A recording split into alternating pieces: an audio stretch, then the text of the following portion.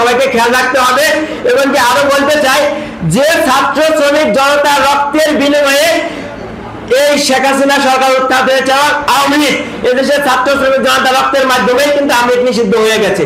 এই ছাত্র শ্রমিক জনতার রক্তের উপর ভর করে কিন্তু অন্তর্বর্তীকালীন সরকার আজ ক্ষমতা আসছে। কিন্তু অতি দুঃখের বিষয় 7 মাসের বেশি সময় ধরার পরেও আওয়ামী লীগ এখনো পর্যন্ত নিষিদ্ধ বাস্তবায়ন হচ্ছে না। আমি স্পষ্ট বলতে চাই যে আওয়ামী লীগ এদেশের মানুষের উপর গণহত্যা চালিয়েছে, যে আওয়ামী লীগ এদেশের মানুষের নির্বিচারে খুন করেছে, তাদের এদেশের রাজনীতি করবার কোনো অধিকার নেই। অনতিবিলম্বে কাগজে কলমে তাদেরকে নিষিদ্ধ করতে হবে। এই অন্তর্বর্তীকালীন সরকার যদি তাদেরকে নিষিদ্ধ না করে তাহলে এই অন্তর্বর্তীকালীন সরকারকেও জবাবদিহিতার আওতায় আনতে হবে। সময় কম, ধন্যবাদ সবাইকে।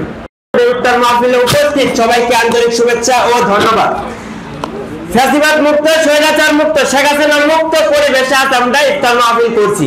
বিগত সময়ে টাঙ্গাইল এবং বিভিন্ন জায়গায় আমরা যখন বিরোধী রাজনৈতিক দলের নেতা কর্মীরা ইফতার করতে যাই, সেই সময় আওয়ামী লীগ শেখ হাসিনার সন্ত্রাসী বাহিনীরা কিন্তু ইফতার মাহফিলেও আমাদের উপর হামলা চালিয়েছে।